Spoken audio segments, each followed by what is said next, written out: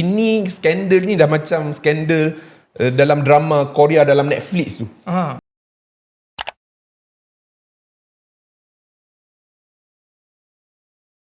Hello, Assalamualaikum semua. Welcome back to Apa Kata Muda. Kita last episode kita buat combination Adam dan Rashid.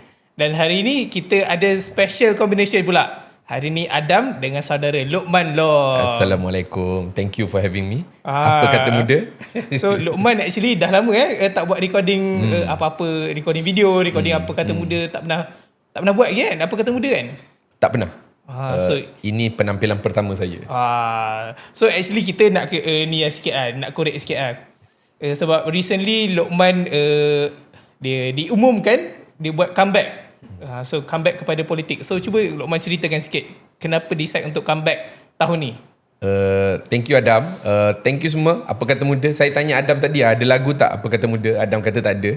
So maybe nanti kita akan buat lagu Apa Kata Muda. So sebenarnya saya selepas saya menjadi calon untuk Pilihan Raya Negeri Terengganu dan menjadi calon untuk satu kawasan Dewan Undangan Negeri Bandar, tamat saja pilihan raya tersebut, macam saya sebut dalam janji saya pada perhimpunan muda yang lepas untuk melepaskan jawatan sebagai Ketua Penerangan kalau saya gagal memperolehi sekurang-kurangnya deposit penuh daripada pilihan raya negeri itu. Dan yalah, keputusannya saya tidak berjaya untuk memperolehi deposit tersebut dan saya kotakan janji saya. Habis saja saya melepaskan jawatan sebagai Ketua Penerangan, saya masih bersama muda.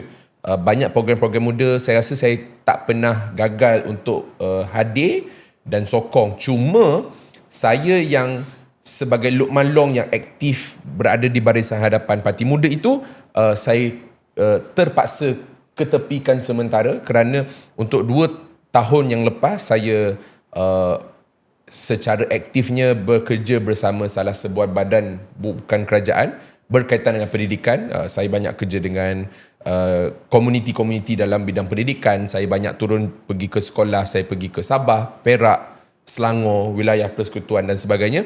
Dan itu kurang lebih tidak membenarkan saya untuk lebih aktif berada bersama muda macam sebelum ni. Tapi saya dah pun beralih kerjaya itu dan very happy, saya sangat gembira kerana akhirnya saya dapat betul-betul komit balik bersama dengan muda dan insya-Allah saya akan terus bersuara bersama dengan kawan-kawan muda macam Adam, macam saudara Rashid dalam Apa Kata Muda. Okay, menarik. So nantikan semua pergerakan Luqman Long selepas dia dah buat comeback ni. Kita tengok. Jangan lupa follow dia punya social media. Okay, actually Luqman, kita sebenarnya kita go direct to the point lah. Boleh. Sebab topik yang kita nak cover hari ni, dia sebenarnya topik yang sebenarnya Luqman actually banyak pengalaman when it comes to this first topic actually, which is topik pasal Azam Baki. Azam Baki, Ketua Pesuruhjaya SPRM. So sebenarnya apa cerita Azam Baki ni, Adam? Cerita Azam Baki ni sebenarnya dia start pada tahun 2021 lah sebenarnya. Kita kena go back dia punya kronologi. Hujung 2021 dah ada news yang cover Azam Baki ni dah ada pegangan saham dekat dalam syarikat public listed company. So dia ada saham, tapi saham yang amount saham yang dia ada tu tak masuk akal dengan position dia. So maksudnya kalau contoh dia sebagai penjawat awam, dia punya gaji kita boleh tahu. Tapi macam mana dia boleh ada pegangan saham yang sebenarnya nilai berjuta-juta. So pada tahun 2021, hujung 2021, isu ni dah naik. And isu ni dah dibahaskan, dah sampai ada kritikan bagai-bagai. Tapi after a few years dia senyap. Tapi recently Bloomberg sendiri ada keluarkan news article yang kata Azam Baki ada saham bernilai RM800,000 dekat salah satu public listed company dan orang start mempersoalkan balik macam mana Azam Baki ada duit tu sebenarnya. So itu Bloomberg which is dalam 2-3 hari yang lepas. Baru-baru ni je, dalam sehari dua yang lepas ni, lagi satu artikel keluar, ada Azam Baki ada pegangan saham dalam satu company bernama Awan Biru dan nilai saham tu dia sampai berjuta ringgit lah. So actually semua orang tengah tanya macam mana Azam Baki ni, seorang penjawat awam yang kita kita tahu gaji dia dan kita sebagai rakyat Malaysia kita bayar gaji dia, macam mana dia boleh ada duit sebanyak tu? Orang nak tahu macam mana dia ni kan. So maybe Lokman boleh ceritakan sikit macam mana tiba-tiba isu ni tiba-tiba jadi panas sampai begini. Thank you Adam.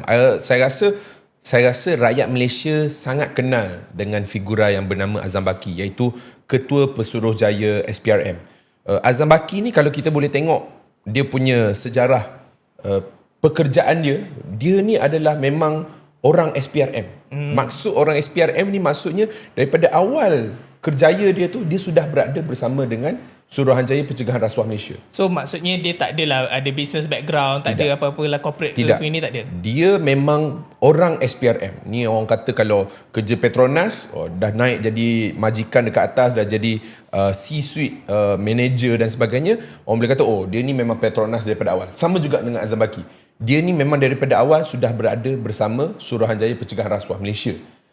Pertama. Kedua, isu pemilikan saham Azam Baki ni bukan isu yang baru.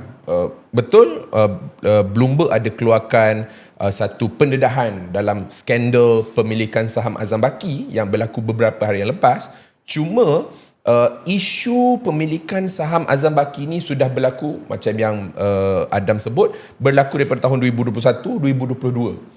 Waktu itu sudah ada pendedahan bahawa ada satu wartawan yang membuat report, yang membuat kajian yang menunjukkan bahawa Azam Baki sudah memiliki jumlah saham yang sangat-sangat besar, ratusan ribu ringgit dalam sebuah syarikat.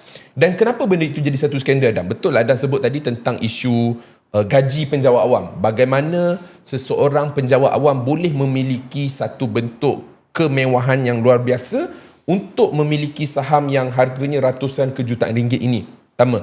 Kedua, kita juga kena faham bahawa negara kita ada peraturan, iaitu seseorang penjawat awam tidak boleh memiliki lebih daripada RM100,000 wang untuk memiliki saham dalam satu-satu syarikat. Dan memang sangat jelas bahawa isu Azam Baki daripada skandal tahun 2021-2022 sehinggalah skandal yang berlaku pada minggu ini menunjukkan bahawa Azam Baki sebenarnya memiliki jumlah saham pada harga yang sangat luar biasa tinggi untuk seseorang penjawat awam.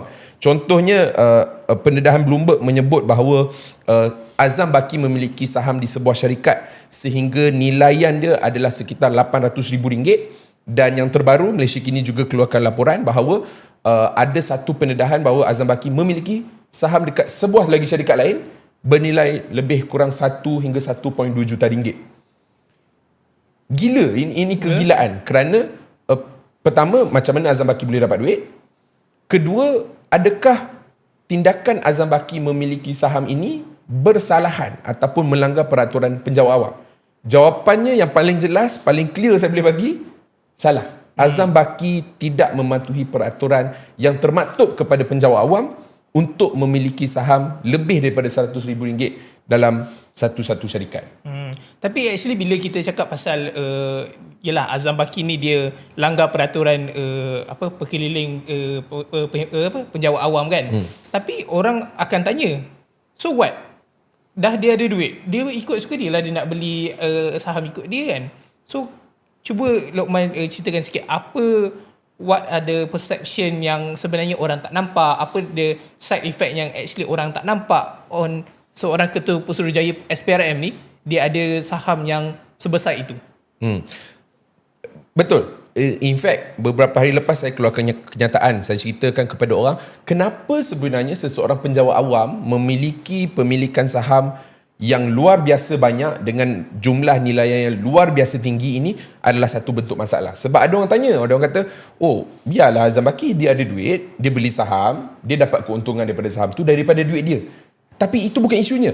Isunya sekarang ini adalah bagaimana seseorang yang bertanggungjawab, ni ketua yang bertanggungjawab dalam isu membanteras rasuah, salah laku dan salah guna kuasa ini, boleh memiliki saham dekat syarikat yang sebenarnya boleh mengganggu dan juga bersalahan dengan kepentingan dia sebagai seorang pesuruhjaya, ketua pesuruhjaya SPRM. Dan itu adalah satu implikasi moral yang salah. Sebab itu peraturan penjawat awam tidak boleh memiliki saham lebih pada RM100,000 itu wujud. Kerana kita tidak mahu membenarkan mana-mana penjawat awam mempunyai conflict of interest antara dia dan tugasnya sebagai seorang penjawat awam, dalam konteks ni Azam Baki sebagai ketua SPRM, dengan mana-mana syarikat yang mempunyai nilai akses dagangannya besar. Itu yang pertama. Kedua, pendedahan Bloomberg dia bukan cerita setakat berapa banyak duit saham yang Azam Baki ada dalam sesebuah syarikat. Pendedahan Bloomberg yang dikeluarkan baru-baru ini juga menceritakan tentang satu lagi skandal yang lebih besar yang mungkin kita tak nampak pada mata kasar, iaitu tentang isu mafia korporat. Aku ni first time aku dengar ni. Cuba cerita sikit. To be fair, benda ini dah berlaku beberapa tahun lepas. Ada sebuah blog yang menyatakan dan mendedahkan bahawa ada sekumpulan individu ini, dia mencipta satu kumpulan yang dinamakan sebagai the corporate mafia ataupun mafia korporat. Mafia korporat ni apa dia buat? Mafia korporat ni dia akan menggunakan bermacam-macam taktik, cara yang kotor, yang menyalahi undang-undang untuk merampas pemilikan saham dekat sesebuah syarikat. Itu mafia korporat tu. Maksudnya kalau Adam ada syarikat dan aku nak pergi beli saham dekat Adam, aku akan menggunakan taktik-taktik, contohnya ugut Adam. Aku akan kata, Adam, kalau kamu tak nak jual saham syarikat kamu pada harga yang lebih rendah daripada harga pasaran, aku akan kenakan tindakan. Dan aku itu kenal dan berkawan dengan SPRM. So dia, kalau kalau mungkin kita tak tahu the details of it kan, tapi kalau benda tu jadi, you are using your power as penguat kuasa untuk threaten orang yang actually itu bukannya benefit kepada rakyat, but benefit for yourself. Betul. So macam mana benda tu mesti boleh berjalan dekat Malaysia ni? Itulah skandal yang didedahkan oleh Bloomberg baru-baru ni. So dia bukan setakat isu berapa banyak duit yang Azam Baki gunakan untuk beli saham, tapi ia juga bercerita tentang skandal corporate mafia yang berlaku dekat Malaysia. Dan dalam pendedahan Bloomberg itu juga mendedahkan antara taktik yang digunakan adalah syarikat mangsa ni, pegawai-pegawai SPRM akan pergi ke syarikat mangsa tu, akan serbu, akan geledah office dan memberikan tekanan yang luar biasa kepada syarikat tu, dan mereka akan panggil datang ke soal siasat. Bila mangsa ini datang masuk dalam bilik soal siasat itu, dan disiasat oleh pegawai-pegawai SPRM ini, ada orang yang nak beli saham itu berada di dalam pejabat SPRM juga. Dan cuba untuk menyusun atur siasatan itu dijalankan bagaimana. Ini dia orang kira simpan file ni. Betul. Ini skandal ni dah macam skandal dalam drama Korea dalam Netflix tu. Macam mana kumpulan agensi penguat kuasa rasuah ini bekerjasama dengan corporate mafia ini untuk memiliki saham-saham yang besar dekat syarikat-syarikat di Malaysia. Dan itu yang berlaku. Mereka ada buat harassment, mereka ada buat tangkapan, mereka buat soal siasat, dan akhirnya ada mangsa-mangsa ini dah menjadi whistleblower, berjumpa dengan Bloomberg dan sebagainya, dan mendedahkan skandal ini berlaku dekat Malaysia. Bila kita nak cakap pasal, kita dah terangkan cerita Azam Baki ni dan apa dia punya implikasi, apa dia punya side effect, and macam tadi kita dah ceritakan dia punya the corporate mafia punya cerita ni kan. So actually bila kita patut kita patut replay our memories pada tahun 2022, sebab masa tu PMX iaitu Anwar Ibrahim, dulu dia ketua pembangkang, dia berjanji untuk bangkitkan isu pemilikan saham Azam Baki pada waktu itu kepada Perdana Menteri. Sebab dia dia perjuangkan ini isu rakyat bla bla semua kan. Tapi bila kita tengok balik for the past since dia naik jadi Perdana Menteri, dia dah renew kontrak Azam Baki dah 3 kali. Bukannya dia bagi Azam Baki ni digantung. Dia betul-betul renew, dan dia katakan yang Azam Baki ni seorang yang berani dalam melawan rasuah. Dan baru-baru ini dia pun kata, kena baca betul-betul statement Azam Baki. Apa yang dia kata, kenapa nak salahkan dia. So kenapa sebenarnya Anwar Ibrahim ni tengah nak defend sangat Azam Baki ni? Yang boleh jawab soalan tu Anwar Ibrahim je. Saya nak cerita juga dalam isu hubungan antara Datuk Seri Anwar Ibrahim dan juga Azam Baki ni. Sebab macam yang disebut oleh Adam, tahun 2022, kumpulan pembangkang yang terdiri daripada NGO, parti-parti pembangkang, termasuklah muda sendiri, kita bekerja dan kita berusaha untuk himpunkan rakyat Malaysia dalam satu protes yang namanya protes tangkap Azam Baki. Dan antara figura politik yang memang betul-betul lantang dalam isu ini, selain daripada YB Amira waktu itu, adalah Anwar Ibrahim. Anwar Ibrahim dalam satu gambar yang sangat popular di hadapan parlimen, waktu itu dia jadi pembangkang bersama dengan rakan-rakan daripada pembangkang masa itu, buat sidang media yang menyatakan bahawa Pakatan Harapan hari ini mahu untuk membanteras rasuah, dan rasuah itu adalah isu utama yang diangkat oleh Pakatan Harapan dalam pilihan raya yang lepas, dan mereka kata dan mereka janji mereka akan ambil tindakan dalam isu salah laku, salah guna kuasa ini. Dan antara nama yang disebut banyak oleh Pakatan Harapan waktu itu adalah Azam Baki. Kerana waktu itu tahun 2022 ada isu pemilikan saham Azam Baki yang luar biasa, dan alasan Azam Baki pada waktu itu adalah itu bukan saham dia, walaupun itu adalah akaun dagangan dia. Bukan, itu akaun trading akaun dia, tapi itu bukan dia punya, itu adik dia punya. Tapi pakai akaun dia.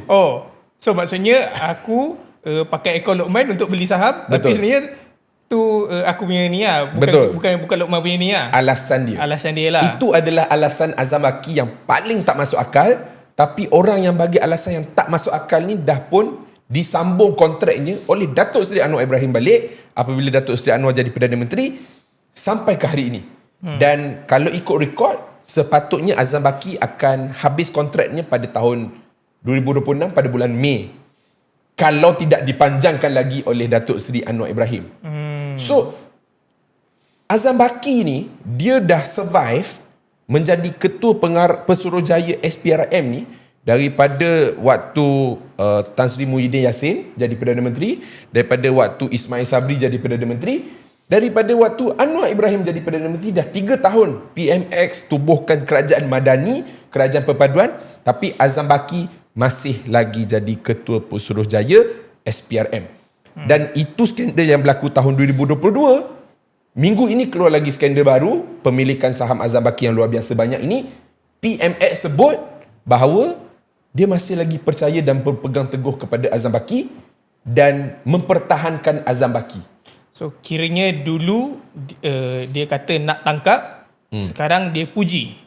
Dulu dia kata dia nak tangkap Azam Baki, sekarang dia puji Azam Baki sebagai seorang yang berani melawan rasuah. Betul. Dan ini masalah saya sebab saya rasa biarlah Perdana Menteri nak puji Azam Baki ke, dia nak puji siapa-siapa ke, itu dia punya hak, dia punya pasal lah. Yang menjadi masalah kepada saya adalah apabila ada pendedahan daripada sebuah agensi antarabangsa macam Bloomberg, apabila ada track record Azam Baki ini pernah memiliki saham yang luar biasa banyaknya pada tahun 2022, respon pertama PMX sepatutnya adalah, okey, saya tahu ada pendedahan ni, saya akan jalankan siasatan yang telus dan adil dan saya akan rehatkan Azam Baki sementara siasatan itu berjalan. Tapi apa yang PMX buat adalah dia tak tengok bukti, mungkin dia tak baca pun laporan penuh daripada Bloomberg, dan dia terus mempertahankan Azam Baki. Jadi saya tak faham kenapa Azam Baki itu menjadi satu political capital yang besar untuk Anwar Ibrahim.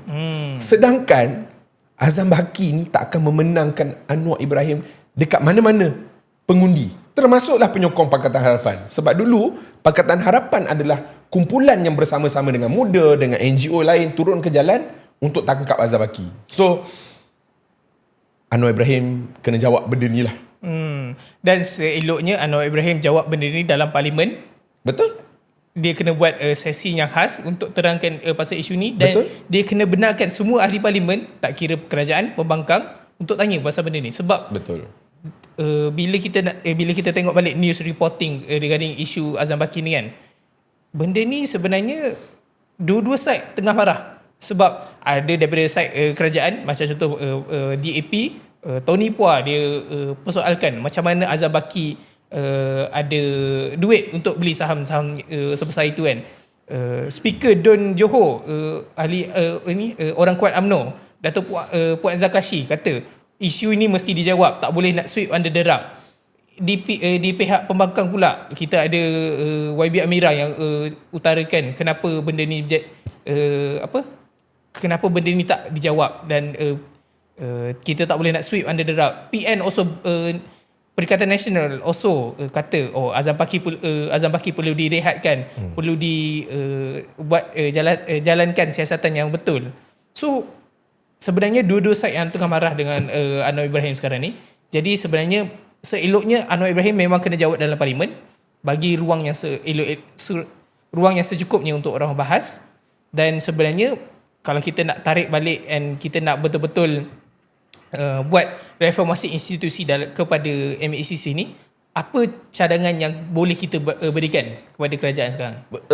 Itu yang Adam sebut dengan betul lah, bahawa dalam menghadapi cabaran skandal kepada ketua SPRM yang sangat besar ini, jawapan paling tepat adalah membawa isu ini ke parlimen.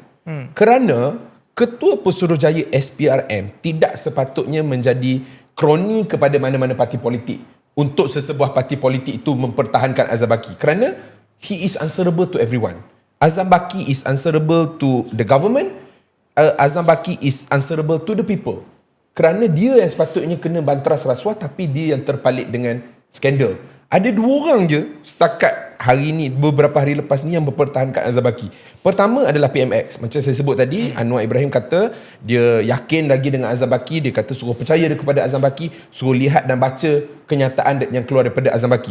Yang kedua adalah Timbalan Menteri Undang-Undang YB Kula, yang dalam parlimen mempertahankan on record dalam handset, mempertahankan bahawa Azam Baki ni tak ada apa-apa isu, kita kena terus letakkan kepercayaan kepada dia tak ada apa-apa masalah, tanpa melalui sebarang proses siasatan. Macam mana you nak kata orang tu tidak bersalah kalau you tak siasat at the first place? Betul. Kedua, macam mana SPRM nak siasat ketua SPRM? It doesn't make sense. Betul. Macam mana dia punya pegawai-pegawai yang di bawah dia nak siasat bos sendiri? Betul. Itu benda yang macam kalau salah ni kena ni dah kan. Betul. So hari pertama pendedahan Bloomberg ini keluarkan cerita tentang Azam Baki, pemilikan saham yang luar biasa dan sebagainya, SPRM yang keluarkan kenyataan media mempertahankan Azam Baki. Memanglah, sebab yang masih berkuasa, yang masih di atas adalah Azam Baki. Betul. So macam saya sebut sebentar tadi, macam yang Adam sebut sebentar tadi, Azam Baki kena direhatkan sementara siasatan yang adil dan telus ini boleh berjalan. Dan selagi mana Azam Baki itu ada dalam SPRM, tak akan ada bentuk siasatan yang dibuat. Dan yang kedua, kalaulah pun ada siasatan itu tidak telus, tidak adil dan dipengaruhi oleh kuasa Azam Baki sebagai seorang ketua. So kalau kita nak pulihkan integriti institusi SPRM ni sendiri, pertama, buang Azam Baki lah. Azam Baki ni dah banyak menyusahkan negara kita dari sudut isu membantras rasuah, dari isu pendakwaan yang selektif dan terpilih-pilih hanya kepada musuh politik Datuk Seri Anwar Ibrahim. Tapi yang lebih penting daripada itu adalah kita letakkan institusi SPRM ini di bawah parlimen. Kenapa orang marah PMX dalam isu Azam Baki? Kerana PMX dulu berjanji untuk buat reformasi institusi, termasuklah SPRM, tapi sampai hari ini SPRM ini masih berada betul-betul di bawah pejabat Perdana Menteri. Termasuklah keputusan untuk melanjutkan kontrak Azam Baki, ini adalah keputusan Datuk Seri Anwar Ibrahim, and sebab itulah Anwar Ibrahim kena bertanggungjawab dalam isu skandal Azam Baki. So in the next few days kita kena tengok, kita kena baca news apa tindakan PMX, kerajaan sekarang on this particular issue, sebab kita tak naklah benda ni jadi satu lagi skandal besar yang memalukan negara lagi. Dah malu dah. Dah keluar Bloomberg dah. Keluar Bloomberg. Dan saya percaya Bloomberg ada lagi banyak pendedahan yang ada dibuat. So kita akan tengok ni, kita tunggu, kita tengok macam mana PMX nak selesaikan isu dan skandal ini. So moving on to the next topic yang kita nak cover lah. Sebenarnya topik yang sebenarnya dia dekat dengan Hadi Lokman, sebab Lokman dia Dia yang cadangkan topik ni. So apa? Saya buka topik ni boleh? Silakan Luqman buka topik ni. Sejak sekian lama, rakyat Malaysia dibelenggu dengan budaya dua darjat. Daripada kita kecil sampai kita besar, kita percaya bahawa kita kena hormat VIP, VVIP. Kita kena salam dengan menteri, kita kena bagi menteri tempat duduk yang cantik, kita kena uruskan dan utamakan golongan elit, golongan kaya dan golongan yang maha kaya. Tapi sedar ataupun tidak, layanan sistem budaya dua darjat ini yang sebenarnya menghalang Malaysia daripada terus maju. Jadi saya nak bawa isu dua darjat yang berlaku dekat negara kita sampai dah jadi barah, sampai dah jadi satu budaya yang sangat susah untuk keluar daripada mindset kita sebagai rakyat Malaysia. Dua darjat So dua darjat ni kalau kita lagi spesifik lah, dua darjat ni kepada VVIP sahaja ke macam mana? Dua darjat ni kepada semua.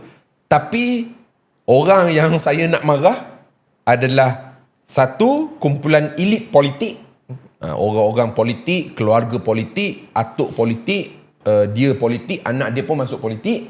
Yang kedua adalah golongan elit maha kaya, iaitu cukong, iaitu toke-toke bisnes yang besar, konglomerat-konglomerat yang besar. Kerana dua aktor ini, dua pemain utama ni, iaitu politician dan juga golongan maha kaya ini, mereka lah yang membudayakan layanan dua darjat kepada mereka, dan orang dekat bawah ni dipijak-pijak. Tapi bila kita nak go deeper into the dua darjat punya layanan kan, sebenarnya memang rakyat Malaysia dia rasa macam ini satu benda layanan yang tak patut dibuat. Macam ada satu undang-undang untuk orang-orang politik dan satu undang-undang lain untuk orang-orang biasa kan. Tapi what are the things yang sebenarnya rakyat tak sedar itu layanan dua darjat. Macam contohlah kan, kalau kita nak ambil yang untuk aku personally, layanan dua darjat yang paling aku tak suka is ada escort. Menteri-menteri, elit-elit ni ada escort polis. Rakyat biasa, kita semua kena layan jam. Tapi orang elit politik ni, dia orang literally boleh potong guna escort. Dan sometimes ada juga pernah jadi ambulance kena tahan sebab nak kena bagi laluan kepada escort. Betul. So, cuba Luqman ceritakan lagi apa lagi contoh-contoh layanan dua darjat yang sebenarnya rakyat tak sedar pun. So betul yang Adnan cakap tu, itulah dua darjat tu, double standard. Kalau menteri dapat escort polis, kalau rakyat biasa kena bangun pukul 5 pagi, 6 pagi semata-mata tak nak meredah trafik untuk sampai ke pejabat. Kalau menteri boleh datang lambat ke majlis-majlis. Kerana apa? Tunggulah aku VIP. Dah sampai majlis, masuk dulu ruang menunggu, masuk dulu waiting room. Orang dah tunggu 1 jam, 2 jam untuk majlis tu buat. Tapi isu double standard ini dia bukan berlaku dalam bentuk yang kecil saja. Dia juga berlaku dalam struktur institusi negara kita sendiri. Contoh paling dekat yang macam saudara Adam sebut, tadi saya ingat Azam Baki. Macam yang saudara Adam sebut minggu lepas adalah berkenaan dengan isu pendakwaan terpilih kepada ahli-ahli politik. Kalau rakyat biasa buat rasuah, benda yang rakyat tu akan kena adalah dia akan kena dakwa, dia akan kena hukum, dia akan masuk lock up, penjara. Kalau ahli politik masuk buat rasuah, dia mungkin kena dakwa, tapi dia tak akan kena hukum. Kerana pendakwaan itu sekerat jalan saja. Dia akan digugurkan pendakwaan itu. Contohnya paling mudah, Timbalan Perdana Menteri Malaysia yang duduk sebelah Datuk Seri Anwar Ibrahim dalam setiap mesyuarat jemaah menteri, Zahid Hamidi itu dapat DNAA dalam kes 47 pendakwaan terhadap isu Yayasan Akabudi. Kemudian dia dapat pula klarifikasi status kes dia itu kepada NFA, iaitu No Further Action, yang dibuat oleh Jabatan Peguam Negara. Maksudnya kita dah dakwa, kita dah buat kertas siasatan, tiba-tiba kita sendiri, kerajaan sendiri yang tarik balik pendakwaan dan gugurkan. Sebab apa? Sebab dia Timbalan Perdana Menteri. Semudah itu. Kalau saya buat rasuah, na'udzubillah min zalik, kalau saya yang buat rasuah, saya akan kena dakwa, saya akan masuk penjara. Dan itu jalannya betul. Tapi kenapa bila ahli politik buat rasuah, buat salah laku, mereka dapat DNAA, mereka dapat NFA, dan ini bukan isu terpencil. Dia bukan Zahid Hamidi je. Dulu Musa Aman, Tengku Adnan, Tengku Adnan, apa nama Ahmad Maslan MP Baling dulu, Aziz Rahim, Ahmad Maslan. Ini semua adalah orang-orang elit politik, orang yang ada kuasa, yang ada pengaruh, yang dah berpuluh-puluh tahun dalam politik, dia dah ada cengkaman pengaruh itu, dia terlepas. Dia tak kena apa-apa. Hanya kerana mereka ini elit politik. Ni Lokman dulu belajar law dekat UIA kan. So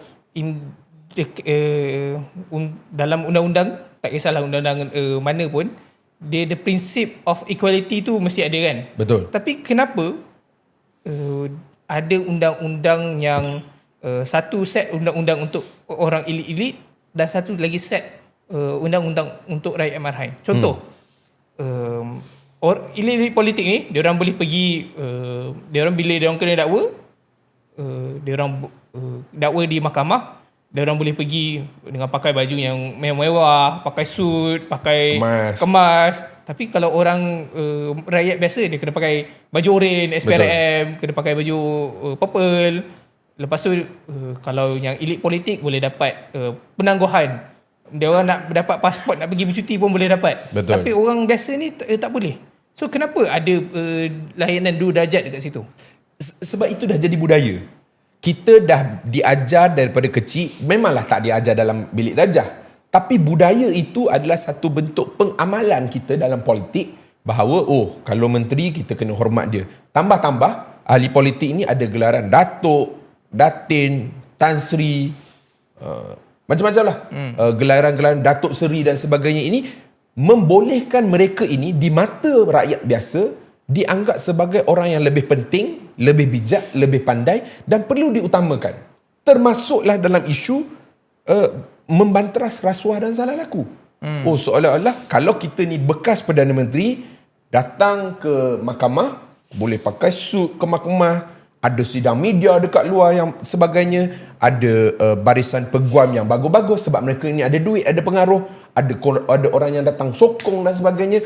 Tapi orang biasa yang terpaksa curi susu, banyak kes yang kita dengar, terpaksa curi lampin bayi kerana mereka ini tak ada duit dan tak boleh hidup kalau tak curi itu. Mereka ni yang mula-mula akan masuk penjara. Sebab mereka tak ada representasi yang baik sebagaimana ahli-ahli politik yang berpengaruh dekat luar sana. Dan ini adalah gambaran budaya dua darjat yang kita kena lawan. Yang kita kata enough is enough. Kenapa ahli politik perlu dibeza-bezakan, perlu dilayan seperti mereka ini tuan kita, sedangkan mereka yang buat salah laku. Mereka yang ambil rasuah. Kenapa kita pula nak kena hormat, kena panggil Datuk, panggil Datin, Datuk Seri. Dan sehingga hari ini gelaran Datuk Seri Najib tak ditarik balik. Adalah still Datuk Seri. Masih lagi Datuk Seri walaupun dia adalah banduan dekat penjara Kajang. Betul. So itu dua darjat yang sangat luar biasa hebatnya berlaku dekat negara kita. Tapi mungkin saya boleh keluar sikit daripada isu pendakwaan politik. Nak sebut ke isu boleh sila. kad pengenalan yang diberikan kepada pemain import yang datang ke Malaysia. Hari ini datang KLIA, ini saya sebut dengan kawan-kawan. Hari ini dia sampai KLIA, esok pergi buat permohonan kad pengenalan sebagai rakyat Malaysia, lusa dah dapat IC. Ini efisien JPN ni. Sangat efisien. Dan benda itu kita tak ada, bukanlah nak kata ada masalah. Dia tak ada masalah kalau orang lain yang buat permohonan sama yang dah menetap dekat Malaysia berpuluh-puluh tahun masih belum dapat status kewarganegaraan. Kita ada kawan yang ramai, contohnya anak-anak kita dekat Sabah ataupun anak-anak tinggal dekat Kuala Lumpur yang mana ibu bapa dia tinggalkan bayi itu daripada kecil, tak ada dokumen, tak ada surat beranak, tak ada sijil kelahiran dan sebagainya. Sampai ke hari ini mereka tak dapat kewarganegaraan hanya kerana mereka ini ialah orang susah, orang lapar, orang miskin. Tapi pemain import dapat. Kalau kita nak maybe kalau kita nak ambil satu lagi contoh layanan dua darjat lah kan. Aku paling terkejut bila especially kalau majlis-majlis rasmi, kalau macam ada event ke apa semua kan. Betul. Kenapa ahli politik satu dia dapat duduk kursi sofa macam cantik-cantik ni, tapi rakyat biasa duduk atas kursi plastik ke? Kos macam kau nak sewa kursi plastik tu maybe berapa ringgit. Dalam RM20 satu kursi kalau kita ambil contoh kan. Tapi untuk layan orang-orang politik ni, dia kena bayar RM100, 5 kali ganda untuk make sure orang politik ni duduk sedap-sedap. So kenapa kita nak gunakan kos RM100 tu untuk layanan yang berbeza tu? Aku selalu pelik benda tu. Itu tak tahulah ada term ni ke tak, tapi itu adalah kos sosial. Itu adalah kos sosial yang dibayar oleh masyarakat kerana masyarakat membudayakan layanan 2 darjat. Saya bukan nak kata salah masyarakat kita dan sebagainya, tapi sekarang dah sampai masa untuk rakyat kita ada kesedaran bahawa elit politik, golongan maha kaya ini dilayan sama adil, sama rata. Bukanlah kita kata kita jumpa ahli politik, kita nak tak beradab dengan dia orang. Bukanlah kita nak tumbuk dia kan? Bukan nak tumbuk dia. Tapi kena adil lah. Contoh yang lebih besar. Kalau saya dan juga saudara Adam buat pinjaman pendidikan, PTPTN, dan mungkinlah ada 1 bulan, 2 bulan itu kita terlepas bayaran, tempoh bayaran tu kita terlepas. Kita sibuk ke ataupun ada urusan kecemasan berkaitan dengan isu-isu kesihatan, duit kita kena keluar dulu bayar hospital dan sebagainya, insurans pun tak ada, kita terlepas bayar. Kemudian 2-3 minggu lepas tu Adam ataupun saya nak pergi ke luar negara, kita kena tahan dekat immigration sebab kegagalan kita untuk membayar hutang PTPTN. Hanya kerana kita ni mungkin tidak mampu, kita terlepas pandang dan sebagainya. Tapi kalau family ahli politik, dia orang boleh berhutang dengan cukai, tak bayar cukai bertahun-tahun, berbilion-bilion, beratus-ratus juta ringgit, dan masih boleh pergi luar negara, boleh buat bisnes, boleh buat launching produk-produk baru, boleh jadi YB, boleh masuk persidangan parti-parti politik yang besar, cakap benda-benda yang tak mengagut, orang masih nak ambil gambar dan sebagainya, kerana mereka ini elit politik. Dan kalau hari ini rakyat Malaysia tidak bersuara dalam isu 2 darjat ini, akhirnya kita akan terus melihat jurang yang besar antara orang-orang elit, orang-orang kaya dengan orang-orang kebanyakan rakyat Malaysia. Mungkin saudara Adam lebih tahu pasal isu gaji contohnya. Dan kita boleh tengok jurang yang besar yang berlaku antara rakyat biasa dengan orang-orang kaya. Betul. Dan bukan setakat isu gaji, but also isu pencen. Macam contoh kalau kita kerja kerajaan, let's say for example kan, penjawat awam dia kena kerja berapa tahun, mungkin dalam 20 tahun baru dia dapat pension dia. Tapi kalau ahli-ahli politik, elit-elit politik ni, dia jadi YB 5 tahun dah dapat pension seumur hidup. Adakah itu satu benda yang adil sebenarnya? Kita kena tanya. Betul. Tak kisahlah itu isu pension. Kalau isu gaji, kita nak keluar sikit daripada lanskap politik. Gaji-gaji CEO berpuluh ribu, ada yang beratus ribu sebulan, tapi kenapa intern dia orang tak boleh nak bayar? Betul. Itu satu persoalan yang kita kena tanya. Sebab banyak je kes-kes yang intern sebenarnya buat kerja lagi banyak daripada pekerja biasa, tapi tak dibayar langsung atas alasan ni work experience. Pandai ada orang package macam tu kan, bayar dengan pengalaman. Bayar dengan pengalaman kan. So itulah masalah dia. So bila kita suarakan isu 2 darjat, isu gaji dan sebagainya, ada orang tanya, kata Lokman, so lepas you suarakan, apa jadi? Kita tak berubah pun. Ini adalah satu benda yang kita nak usahakan, iaitu rakyat Malaysia sudah tidak boleh lagi memandang rendah kepada keupayaan kita untuk tukar kerajaan dan tukar pemimpin. Kalau hari ini kerajaan tidak membuat satu bentuk dasar polisi perubahan dalam Dewan Rakyat berkenaan isu gaji contohnya, berkenaan dengan isu pencen ahli-ahli parlimen contohnya, kita tukar mereka. Betul. Kita hukum ahli-ahli politik ini, kita hukum mereka yang tak dengar cakap kita ini, dan kita tukar kepada pemimpin yang nak dengar cakap kita, yang bersetuju dengan aspirasi daripada rakyat kita itu sendiri. So bila kita cakap isu ini, banyaklah daripada isu alam sekitar, isu gaji, isu ekonomi rakyat, isu pendakwaan politik terpilih-pilih dan sebagainya. Tapi disebabkan banyak sangat isu ini, kita tubuhkan satu kumpulan, namanya Sekretariat Lawan 2 Darjat. Betul. Dan Sekretariat Lawan 2 Darjat ini fungsinya adalah untuk bawa isu-isu rakyat ini berkaitan dengan isu 2 darjat. Mungkin Adam boleh share sikit pasal kumpulan Sekretariat Lawan Dua Darjat ni? Bila orang dengar kita tubuhkan satu sekretariat untuk lawan particular issue, dalam contoh ni, dalam kes ni lawan dua darjat lah, orang akan assume ini adalah political move. Ini adalah geng-geng muda je yang nak buat. Tapi sebenarnya tak. Kita buat sekretariat lawan dua darjat ni, kita cuba rangkul seramai mana yang boleh, sebab kita tak kisah orang tu NGO ataupun kita parti politik, dia mahasiswa ke, dia siapa ke, kita rangkul semua asalkan dia percaya dengan perjuangan lawan dua darjat. Kita dah buat beberapa siri flash mob luar rasa di beberapa tempat, dan sebenarnya reception yang kita terima adalah sangat bagus. Sebab ramai rakyat Malaysia yang diorang rasa marah, diorang rasa kecewa, diorang rasa perlukan ada perubahan tentang layanan dua darjat ni. Macam contoh kita hari tu kita buat tampal stiker di form board, dan kita minta diorang undi di mana layanan dua darjat yang paling mereka rasa patut ditukar. Dan paling tinggi sekali kalau tak silap saya pasal escort menteri.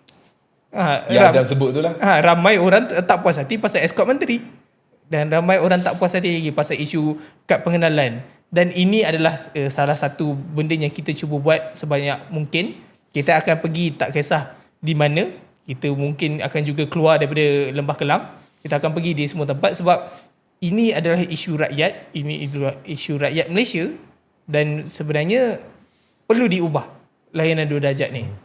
So satu soalan yang kita perlu tanya diri kita sendirilah, selalunya kerajaan kata negara susah, negara tak ada duit, negara banyak hutang. Tapi kenapa yang berkuasa ni, yang elit-elit politik ni, yang cukong-cukong ni, dia orang tak rasa kesusahan tu? Kenapa rakyat biasa yang rasa kesusahan tu? So itu satu persoalan yang kita perlu tanya diri kita sendiri. Dan mungkin kalau siapa yang nak join Sekretariat Lawan Dua Darjat ni, boleh follow social media Lawan Dua Darjat. Gambar dia, logo tangga. Logo tangga. Kenapa tangga? Cuba Lokman cerita sikit, kenapa tangga tu? Tangga tu semudahnya kita nak tunjukkan jurang antara golongan-golongan elit, politik, mahakaya, orang-orang yang berkuasa, yang berpengaruh ini dengan golongan pekerja, rakyat biasa, marhain, orang-orang yang hari-hari bangun pagi, balik kerja petang, malam sambung lagi kerja nombor 2, pergi jual burger, pergi buat Grab dan sebagainya. Jurang itu digambarkan dengan simbol tangga. Dan semakin kita mahu meningkat, orang kata climb the ladder dalam masyarakat itu, kita tidak boleh tidak terpaksa dan dipaksa untuk terus mengamalkan budaya dua darjat. Dan tangga itu adalah satu simbol yang kita nak buang daripada budaya masyarakat kita. Supaya orang yang susah, orang yang lapar, orang yang sakit dapat layanan sama rata ataupun adil nak dibandingkan dengan orang kaya, orang berpengaruh, elit-elit politik dan sebagainya. Dan kalau boleh, kita nak humban keluar orang-orang yang amalkan budaya dua darjat ni, termasuklah VIP, VVIP, VVVIP dan sebagainya, kerana kewujudan kumpulan ini yang sebenarnya menghalang Malaysia daripada terus bergerak jauh ke depan. Betul, kita nak lawan dua darjat. Okay, so maybe kita punya discussion lah pasal layanan dua darjat ni dan macam mana kita nak ubah sistem ni. So Lokman, ada apa-apa yang Lokman nak berikan sepatah dua kata sempena penampilan pertama Lokman dekat Apa Kata Muda ni? Saya nak ucap terima kasih banyak-banyak kepada kru Apa Kata Muda, terutamanya kepada Adam dan juga Rashid kerana masih terus bekerja keras untuk membawa suara kita semua sebagai sebuah kumpulan anak-anak muda dalam isu-isu yang penting, isu yang utama yang perlu untuk dihebah dan dibahaskan dengan lebih banyak dalam kalangan masyarakat negara kita. Mungkin saya bagi share sikit. Pandangan saya adalah kita sebagai rakyat Malaysia perlu untuk memenuhkan ruang perbincangan dalam isu hak, dalam isu keadilan, dalam isu reformasi institusi dan sebagainya.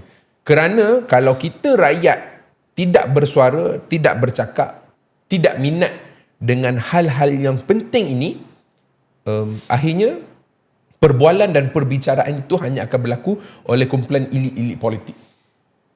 Dan kalau kita tidak berusaha keras untuk memenuhkan ruang ini dengan suara-suara yang progresif, suara-suara orang muda ini, akhirnya kita sendiri yang akan merasa sakitnya ditindas, ditinggalkan, dibuang dan dipergunakan oleh orang-orang yang berpengaruh ini. So, saya nak bagi sedikit kudos kepada tim Apa Kata Muda. Very happy to be here, dan kalau ada rezeki lagi, saya akan join lagi. Kita akan bawa lagi isu-isu perbahasan yang penting untuk masyarakat kita. Terima kasih Luqman. Luqman sebenarnya hari ni tak berapa sihat. Sebenarnya host kita daripada minggu lepas Rashid tak berapa sihat. Hari ni Luqman pula tak berapa sihat. So harap-harap kita semua jaga kesihatan masing-masing. Minum banyak air. Sekarang ni musim panas. So kita kena jaga kesihatan sebab kita banyak lagi benda yang kita nak perjuangkan. So itu saja untuk episod kita. Akhir kata, daripada Apa Kata Muda, saya pula yang mewakili Apa Kata Muda. Kita nak ucapkan selamat menyambut bulan Ramadan yang akan datang. I'm very looking forward to bulan puasa. Dan bulan itu kita gunakan sebaiknya untuk memperbaiki diri kita dan memperbaiki negara kita sendiri. Advokasi, kempen, kesedaran perlu juga berjalan walaupun kita berpuasa. Dan Happy Chinese New Year juga. Betul. Kepada kawan-kawan kita yang menyambutnya. Itu saja untuk episod Apa Kata Muda kali ini. Jangan lupa like, komen, share dan subscribe kepada akaun Parti Muda sebab kita nak bawakan lagi isu perbincangan-perbincangan tentang isu-isu panas dalam negara. Jadi kita perlukan ramai orang untuk support kita. Kita perlukan ramai orang yang untuk amplify kita punya video-video dan sebagainya. Dan itu saja untuk episod kali ini. Terima kasih semua. Cut.